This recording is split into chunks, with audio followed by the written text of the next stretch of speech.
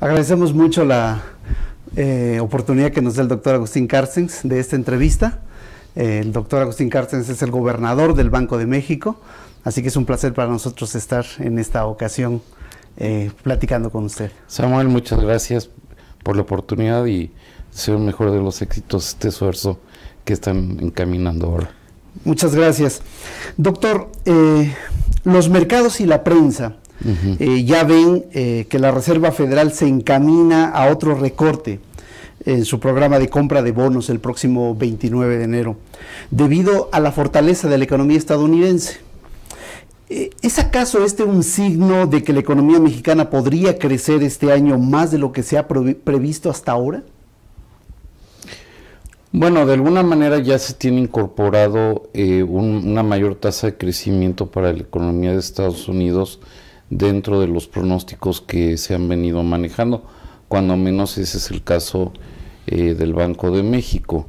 Es precisa tu pregunta en el sentido de que el Federal Reserve ha dicho que en la medida en que vea una mayor recuperación económica, irá retirando el grado de acomodo de su política monetaria.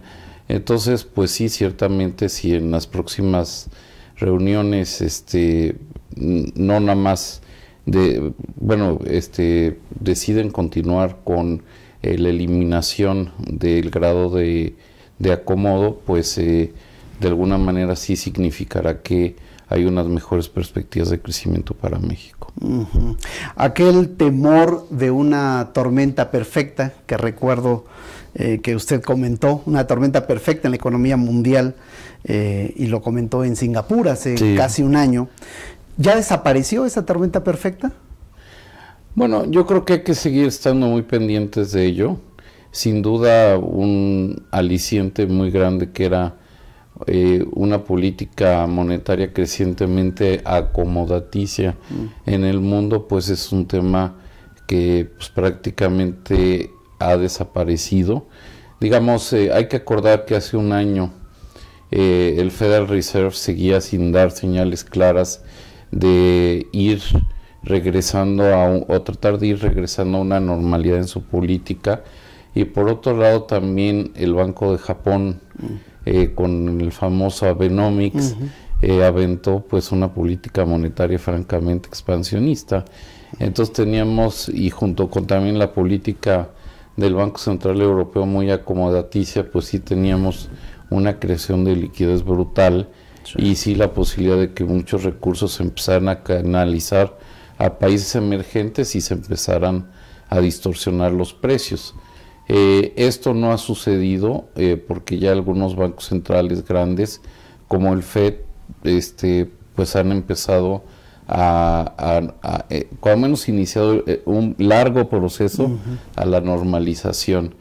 Eso generó mucha volatilidad en los mercados, y eso también limpió mucho las posiciones y el apetito por exponerse al riesgo de parte de muchos inversionistas. Entonces creo que estamos viendo mercados más ordenados y menos volátiles. ¿No hay un temor, doctor, que el aumento de las tasas de largo plazo, conforme se van retirando los estímulos monetarios, hiciera descarrilar la recuperación que la FED está previendo, ¿no? El objetivo, digamos, de la Reserva Federal con este programa de retiro de los estímulos monetarios? Bueno, ciertamente esa podría ser una causalidad. Sin embargo, yo creo que el FED ha venido modulando su política de retiro del estímulo monetario, precisamente observando todo el desempeño de la economía de Estados Unidos, y ciertamente de mayo del año pasado, cuando se anunció simplemente la posibilidad de que se iniciara el retiro del acomodo, y las tasas de largo plazo subieron, eso hizo que pues el mismo ánimo del FED se fuera mitigando. De hecho, pues les llevó un tiempo de mayo que se hizo el primer anuncio de la posibilidad del tapering hasta diciembre para que se llevara a cabo. Y un factor importante sí fue la sorpresa que les generó al propio FED el aumento tan importante en las tasas de largo plazo. Ahorita la perspectiva es de que las tasas de largo plazo pues ya se ajustaron. Como bien sabes, pues los mercados se anticipan a los hechos, y pues parece ser que una buena parte del ajuste que uno debería esperar hacia adelante en las tasas de largo plazo ya se dio. Precisamente sobre este aspecto, doctor, a diferencia de lo que ocurría con Alan Greenspan en el pasado, ahora vemos a una Fed con una política de comunicación mucho más clara, digamos, mucho más predecible, anticipada, quizá podríamos decir. Pero ¿acaso esto no resta, esta política de comunicación no resta eficacia a la política monetaria si se le avisa al mercado lo que va a ocurrir, digamos, de alguna manera, y le permite al mercado que se adelante y que incluso juegue a favor de sus intereses? Bueno, realmente una parte muy importante de que un banco central debe tomar en cuenta en la ejecución de sus políticas monetarias, sobre todo cuando vienen de una posición tan extrema como en Estados Unidos, es de que el impacto que se podría tener en la estabilidad financiera no entre en conflicto con la parte de su objetivo de inflación. Entonces, con mayor comunicación, un poco lo que se busca es precisamente irle facilitando a los mercados el ajuste. La realidad es que yo sí creo que hubiera sido mucho más traumático, por decirlo así, si de golpe y porrazo el Fed simplemente ajusta la política de un día a otro, ¿no? Ahora, también al tratar de anticipar cosas que van a suceder en el futuro, también se podrían generar sorpresas, que fue lo que pasó en mayo pasado. Entonces no es una fórmula 100% perfecta, ¿no? Pero bueno, un poco el objetivo es evitar precisamente generar volatilidad de más al ajustar las políticas a través de una política de comunicación adecuada. Para México y para los países emergentes, sin duda, es importante el ritmo al que la Fed normalizará su política monetaria, ¿no? ¿Qué escenario base se plantea usted, doctor? ¿Y bajo qué calendario se plantea ese escenario base? Bueno, la verdad es que pues nosotros tenemos que trabajar con la información que nos ha dado el FED, no, digamos, no a nosotros, no tenemos información privilegiada, pero lo que nos ha dado a los mercados y a la sociedad en su conjunto. Ahora, quizá una de las cosas que a mí me gustaría destacar, que igual no es una cosa muy perceptible, es de que si hay un esfuerzo de suavizar el efecto cuantitativo de su ajuste en políticas a través de lo que en buena parte es lo que tú te referías, la política de comunicación, que es una forma incluso de tomar ciertos compromisos.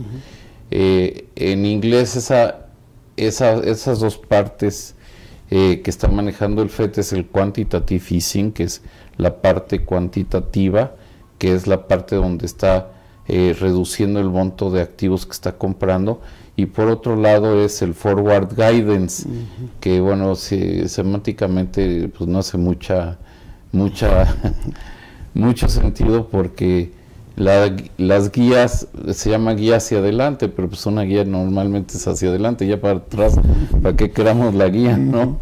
Pero en la parte de la guía hacia adelante, el FED ha tratado de enfatizar que van a mantener las tasas de interés de corto plazo muy bajas por un tiempo alto, un tiempo mayor. Entonces, como que han tratado de jugar con esas dos variables y de esa manera tranquilizar al mercado. Entonces, yo sí espero que este año, por ejemplo, este año no sería remoto que terminaran con el acomodo cuantitativo, pero que sí siguieran con su política de compromiso de mantener tasas de interés de corto plazo muy bajas por un periodo prolongado. Ahora, hablando un poco más de México, Sí. de estos efectos para México, sin duda que la reducción de los estímulos monetarios por parte de la Fed provoca cierta zozobra, y lo hemos visto en mercados como Turquía, como Brasil, como India, como Indonesia, claro, con fundamentales más débiles que los de México. Pero aquí también se han presionado las tasas de largo plazo, ¿no? Y esto puede dañar el crecimiento al encarecer el crédito. ¿Se corre el riesgo de que estas tensiones, doctor, se agudicen en el futuro cercano? Bueno, para empezar, y tú lo dijiste, pues México sí tiene unos fundamentos económicos diferentes a la mayoría de los países emergentes. De hecho, si uno ve el desempeño de, por ejemplo, los spreads que miden el riesgo crediticio soberano, pues México es de los pocos países que durante el año pasado ese premio bajó. De hecho, por ejemplo, el tipo de cambio del peso de año a año, el año pasado se mantuvo relativamente estable, y si nos apreciamos con respecto a casi todas las monedas de países emergentes, yo creo que en México hay, como menos con los grandes países emergentes, hay dos factores que nos distinguen. Uno, si hay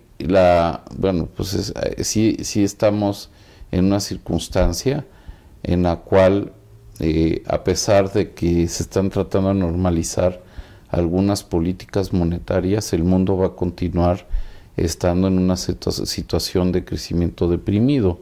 El PIB del mundo va a seguir estando por debajo de su potencial, y también los avanzados y también los emergentes. Ahora, en esa circunstancia, alrededor de todo el mundo, lo que se está haciendo mucho énfasis es en las reformas estructurales. Entonces, entre los mercados hay la percepción de que México va un paso adelante por las reformas que hemos hecho. Obviamente todavía no se refleja al 100%, digamos, el efecto de las reformas, porque falta en algunos casos leyes secundarias e implementar bien las reformas. Otro tema muy importante es que de los países emergentes que mencionaste, realmente prácticamente todos tienen elecciones, y eso le mete un grado de incertidumbre adicional. O sea, Brasil, Indonesia, Turquía, India, van a tener, incluso Sudáfrica, que es otro de los países emergentes grandes, van a tener elecciones. Entonces, eso hace pensar a la gente que pues va a haber un terreno menos fértil para que se tomen las medidas fiscales o estructurales adecuadas, ¿no? Ahora, el aumento en la tasa de largo plazo, pues al fin del día también es parte de la normalización. Es parte también, digamos, si uno ve los factores que podrían explicar un aumento en la pendiente de la curva, es mayores expectativas de inflación, mayor riesgo soberano, expectativas cambiarias, y sobre después lo que se llama el premio al plazo. Y el premio al plazo tiende a subir cuando hay mayores perspectivas de crecimiento, y realmente ese es el factor que está dominando. Si uno ve la curva en pesos contra la curva en Estados Unidos, el movimiento ha sido exactamente el mismo. Las perspectivas cambiarias en México no han empeorado, el riesgo soberano tampoco ha empeorado. Las expectativas de inflación a mediano plazo están bien ancladas. Entonces, pues, realmente el empinamiento de la curva en Estados Unidos y en México refleja en buena medida la perspectiva de un mayor crecimiento económico hacia adelante. Ya. Por cierto, el Fondo Monetario Internacional dio a conocer recientemente sus previsiones para 2014 y hizo algunas correcciones.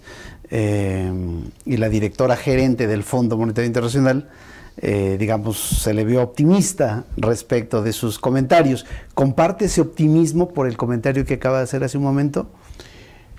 Bueno, yo diría que es un optimismo dentro de un escenario negativo, ¿no?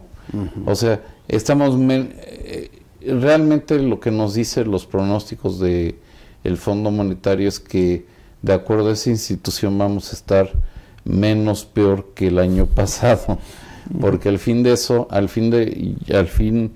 todo, si uno toma en cuenta todos sus pronósticos, la economía mundial sigue creciendo por debajo de su potencial, tanto países avanzados como emergentes. La previsión sobre México, 3% para este año de parte del Fondo Monetario Internacional, ¿le parece demasiado precavida, quizá? Pues yo creo que sí, la verdad es que yo creo que sí se vieron un poco prudentes. Nosotros lo tenemos como un piso, realmente le están dando, o más que nada quisieran ver más avance en la parte de las reformas de las leyes secundarias y de la implementación de las reformas, ¿no? Y después también el Fondo Monetario le está dando un poco más de peso a la posibilidad de que la volatilidad internacional afecte el crecimiento de los países emergentes. De hecho, un punto pues que de alguna manera nos distingue el fondo, en sus pronósticos baja el crecimiento de varios países emergentes y el de México no. Entonces, cuando menos no nos bajó el pronóstico de crecimiento como sucedió para otros países emergentes. Pero sí creo que es una calificación muy estricta, digamos, la que nos está dando el Fondo Monetario. Doctor, ¿por qué el mecanismo de transmisión monetaria en México es tan débil? Porque el canal de las tasas de interés, digamos, es endeble para fortalecer la demanda interna de la economía. Y esto voy con esta pregunta hacia el tema de la reforma financiera, en que más adelante quisiera un punto. Ok. Bueno, o sea, la verdad es que yo creo que, digamos, hay varios caminos, hay varios canales de transmisión y hay unos más ágiles que otros. Hay dos fundamentales, uno que es el que tú te estás refiriendo, que es muy importante, que es el que se hace a través de modificar las tasas de referencia y que eso se vaya filtrando al resto de las tasas de interés de la economía, afecte las condiciones de crédito y afecte pues la inversión, el consumo y con eso afecta el crecimiento económico, la demanda agregada. Ese sí es un proceso lento. También habría que decir que la velocidad en ese canal de transmisión también depende mucho pues de los ánimos de los agentes económicos y ciertamente es más o menos ágil dependiendo de, pues ahora sí que los espíritus animales, ¿no?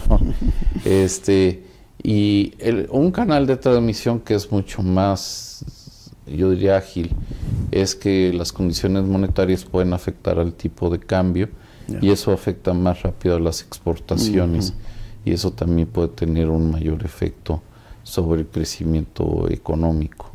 ¿Ayudará la reforma financiera a mejorar el mecanismo de transmisión, este mecanismo de transmisión de tasas hacia la actividad productiva, digamos, para dinamizar el consumo y la inversión? En todo caso, ¿qué medidas están destinadas en la reforma para lograr este propósito, doctor?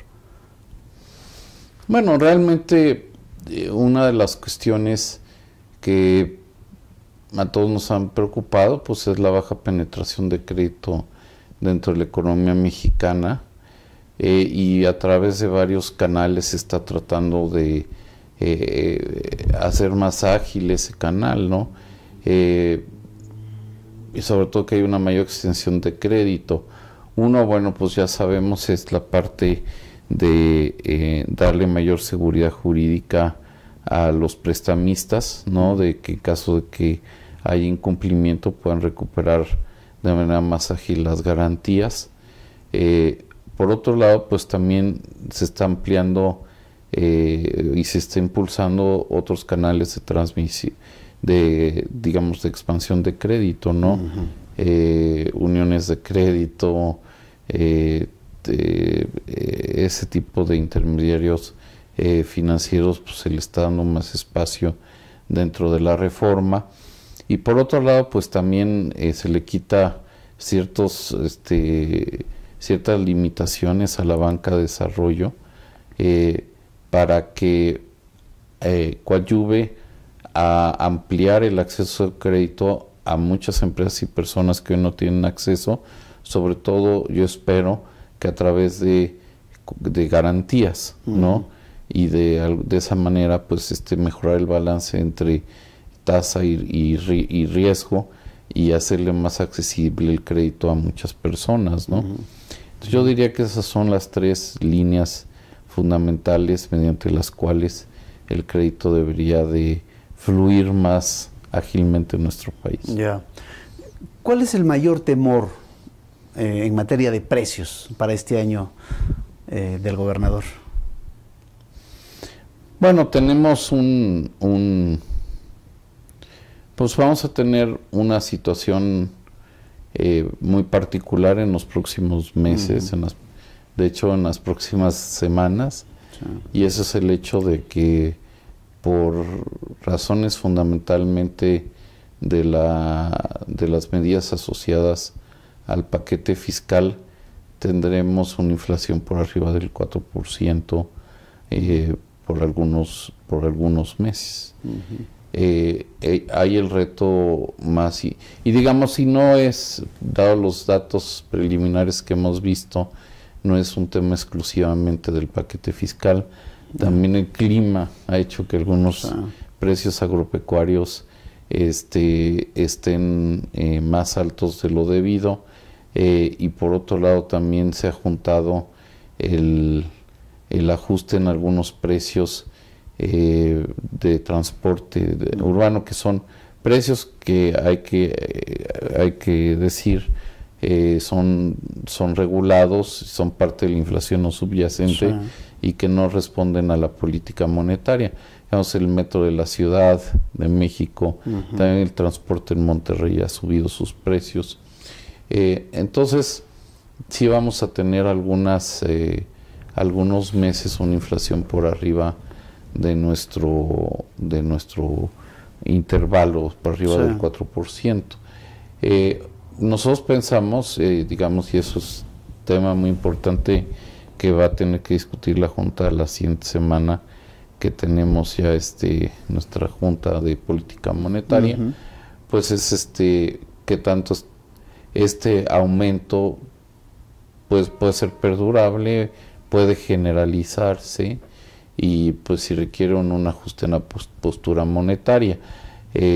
Yo diría que cuando menos lo que ahorita esperamos es de que estos sean ajustes transitorios, son cambios en precios relativos, están afectando un grupo limitado de bienes y servicios, y pues algunos pues precios, sobre todo agropecuarios, se tenderán a corregir durante el año, y eso nos deberá traer otra vez por debajo del 4%, y los otros, por ejemplo, los asociados a la política fiscal, pues se corregirán por la manera de medir la inflación dentro de un año.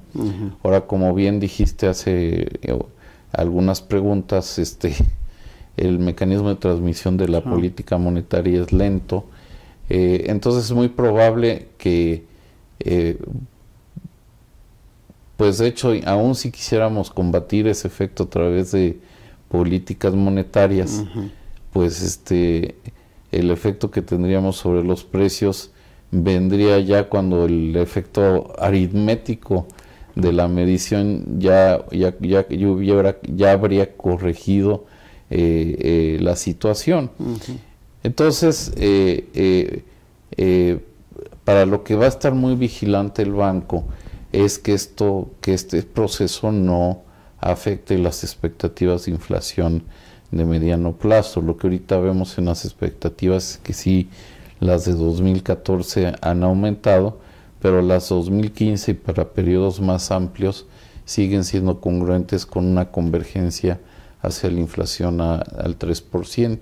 Incluso hay que repetir algo que está incluido en la ley de ingresos, que es que una parte importante que está afectando los precios en esta ocasión es el ajuste en los precios de las gasolinas.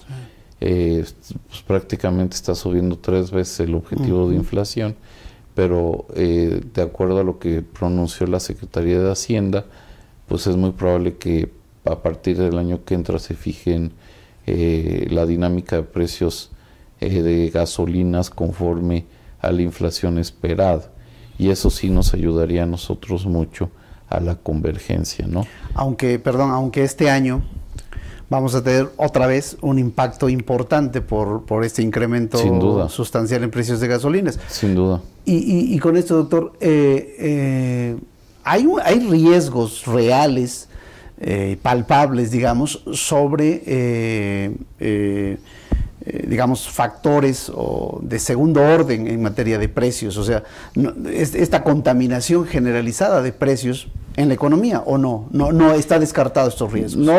Digamos, nosotros le damos una probabilidad baja y no lo estamos viendo hoy por hoy. Digamos, un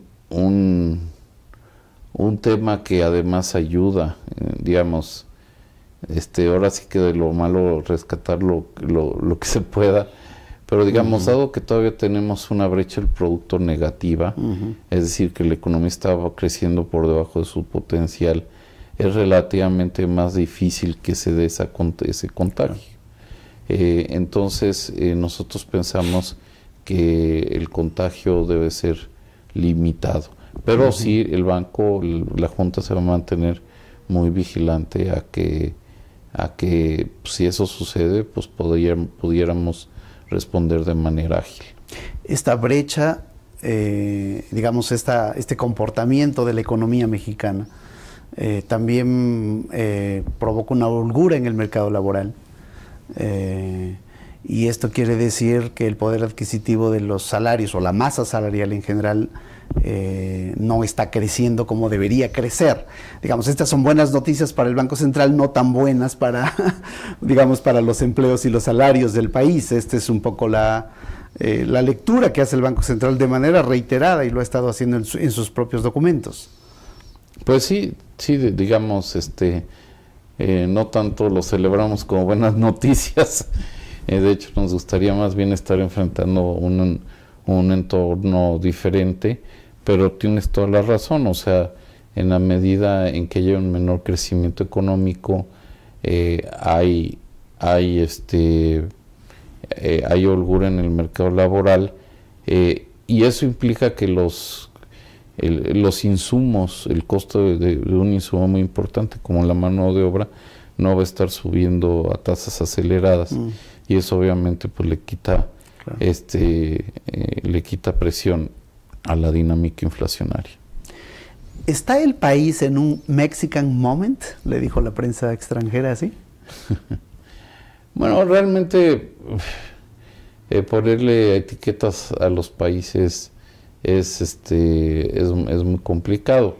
Yo sí creo que México está viviendo un momento de cambio, un momento importante. Yo sí pondero mucho el valor de las reformas estructurales. Son reformas que hemos venido pidiendo desde hace muchos años. Hemos dado pasos muy importantes hacia adelante. Todavía no se termina el proceso. Entonces hay que llevarlo a buen puerto, y ese va a ser el reto para 2014. Pero yo sí creo que eso puede hacer un cambio sustancial dentro de la economía del país. Ahora, si se toma todo eso en su conjunto, pues yo sí creo que cuando menos México se está distinguiendo de los demás países emergentes. Ya. Perdón, sobre el tema del crecimiento, doctor, el banco ha establecido un rango de 3 a 4% para el año. Pensaría con los últimos datos que tenemos de la economía estadounidense y la economía global, pensaría que México podría estar mucho más cerca del 4% en esta expectativa de crecimiento para este año. Ciertamente la economía de Estados Unidos está creciendo más rápido de lo que esperábamos incluso hace un tiempo. Para confirmar una mayor tasa de crecimiento necesitamos ver las cifras, digamos, más actualizadas sobre el crecimiento en México. Sería muy importante ver que la construcción, por ejemplo, se empieza a reactivar. Un factor de impulso importante para la economía este año va a ser la política fiscal. Digamos, pues pasa de un déficit de 0.4 a 2.5 y eso va a ser un estímulo.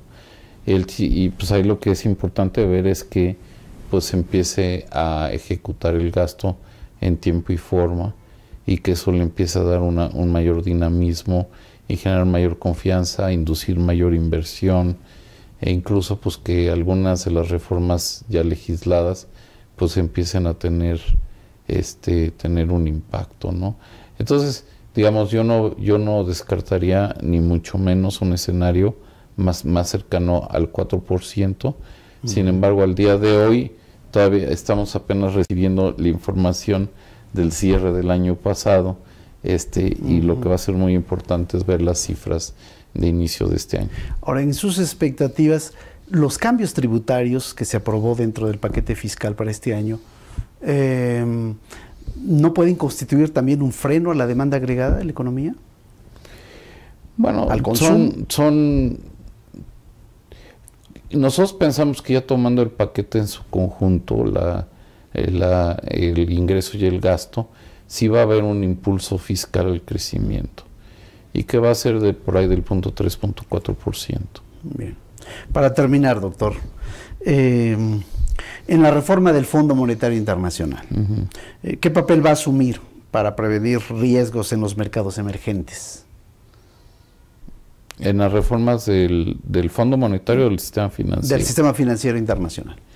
Bueno, México realmente se ha sumado a ir modernizando el marco regulatorio internacional y reflejarlo de hecho, parte importante de la reforma financiera tiene aspectos prudenciales muy importantes.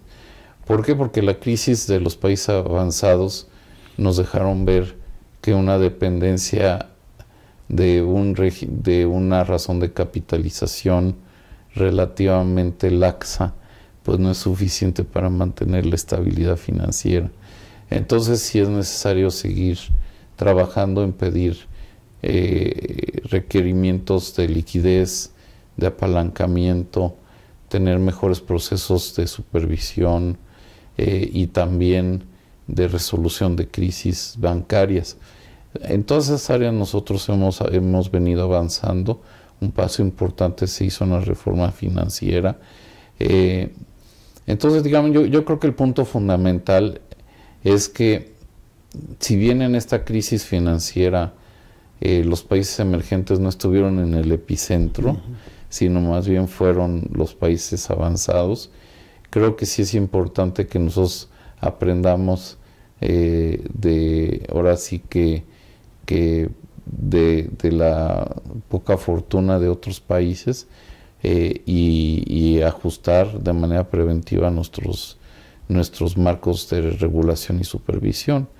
Entonces, yo creo que los países emergentes deberían terminar de todo este proceso que va a durar todavía unos 3 o 4 años, fortalecidos y con mayores capacidades para evitar crisis hacia adelante. ¿Este es un año complejo para el Banco Central, doctor? Pues yo diría que cada año tiene su característica, cada año tiene su reto. La verdad es que yo no diría que es un año particularmente ni fácil ni difícil. Yo creo que digamos, yo lo que diría es que mantener las condiciones macroeconómicas sanas, bien alineadas, con perspectivas hacia adelante es una tarea permanente y siempre van a saltar razones de hacer ajustes por diferentes lados, muchas veces de manera esperada, muchas veces de manera inesperada. Entonces, pues nosotros tenemos que seguir estando muy vigilantes y pues velando sobre todo por la estabilidad financiera y de inflación en nuestro país. Pues le agradezco mucho este tiempo para esta entrevista, doctor. Un placer, muchas gracias, Samuel, muy amable.